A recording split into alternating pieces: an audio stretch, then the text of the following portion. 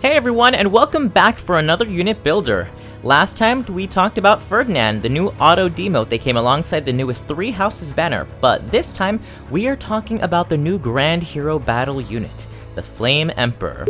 Rest assured, this unit builder video will be entirely spoiler free, so if you haven't played 3 Houses, well, what are you waiting for? No, I'm just kidding. But in all seriousness, I'm pretty excited to see the Flame Emperor as the newest Grand Hero Battle unit. Not gonna lie, I saw this coming from a mile away and suspected they would eventually be a Grand Hero unit, although as their in-game description implies, calling them a hero might be a bit of a stretch, but that's beside the point. Let's wrap this intro and jump right into their base stats. The Flame Emperor makes her debut into FEH as an armored axe unit, appropriately so. At 5 stars level 40, their neutral stats read as HP 50, attack 40, speed 25, defense 37, and resistance 26.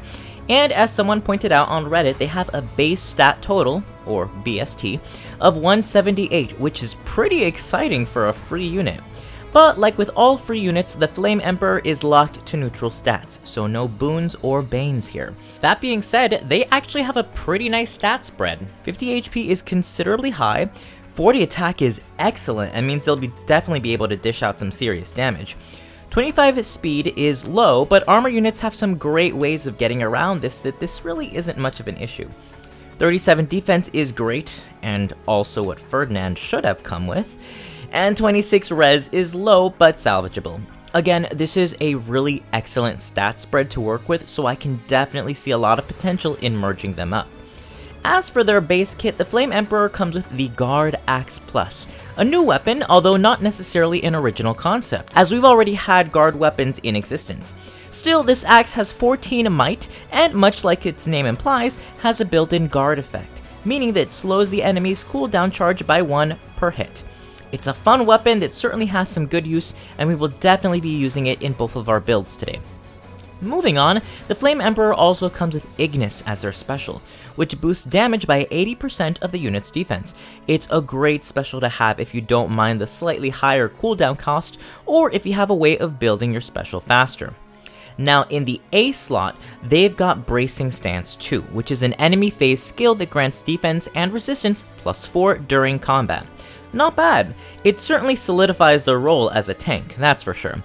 Now, in the B slot, they've got Wary Fighter, which is admittedly probably the least popular of armor skills. If the unit's HP is greater than or equal to 50%, neither the unit nor the foe can make a follow-up attack. It's a great way to mitigate the need for speed, although it doesn't offer much else than that, and so it faces stiff competition from skills like Special Fighter or Bold Fighter. Still, it makes sense given our unit's low base speed. Anyway, that is it for their base kit. The stats are good and the skills make sense. Honestly, can't complain here. Now, as usual, we've got 2 builds for the Flame Emperor today, both of which revolve around their role as a hard-hitting tank. Let's get started. The first build today is a distant counter build. The Flame Emperor's already got such fantastic defense that with some small tweaking, we can bring their resistance up to a comfortable spot for them to be able to counter magical threats on the enemy phase. First up, in the weapon slot, we've technically got 2 options. You could definitely keep the Guard Axe that the Flame Emperor comes with. It's a fantastic choice that's certainly worth keeping. However, as a possible alternative, I thought I might also suggest the Rear Guard Axe. I'm a big fan of this axe. It can be found on Echidna, who's of course available in the 4-star pool. And what's nice about this weapon is that it offers +7 defense on the enemy phase. Since we're going for an enemy phase build, this weapon's effect synergizes really nicely with the rest of this build. Both axes work well, so it's really a matter of whether you prefer more enemy phase bulk, or if you'd prefer to lower the enemy's special charges.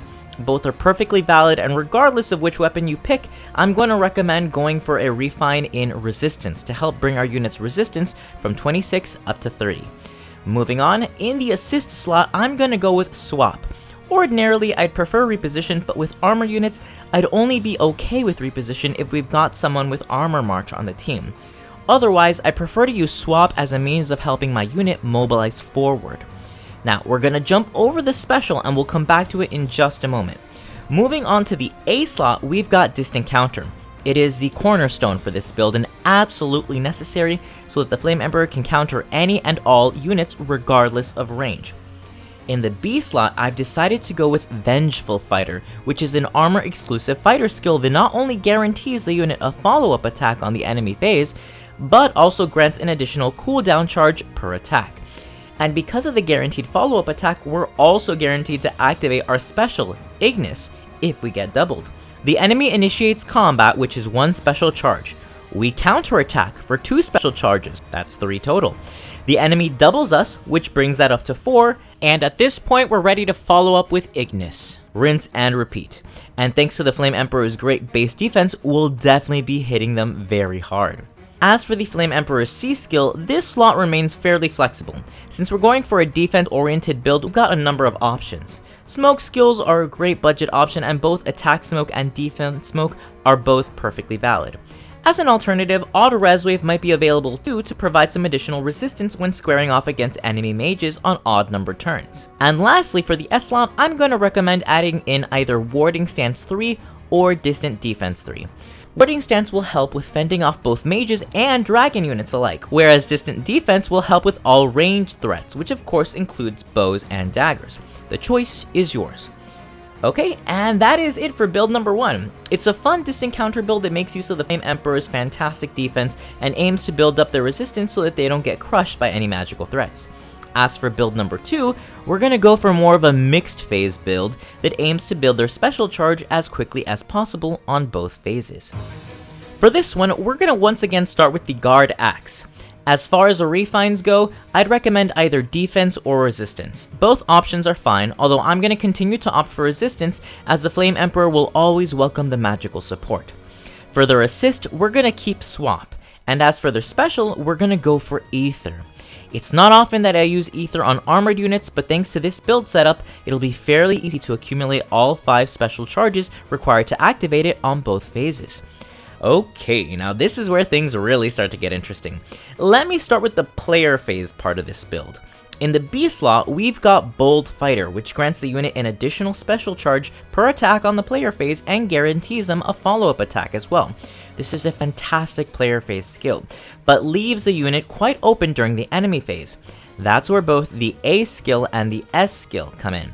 In the A slot, we've got Steady Breath, an enemy phase skill that grants +4 defense and an additional special charge for every attack dealt and received. It's fairly similar to the Vengeful Fighter skill we used in our last build, but it doesn't guarantee a follow-up attack. That's where our S skill comes in. In our build's Sacred Seal slot, we've got Quick Riposte, another great enemy phase skill that guarantees a follow-up attack so long as your HP is above 50%. No wait, 70%. Sorry, I can't read.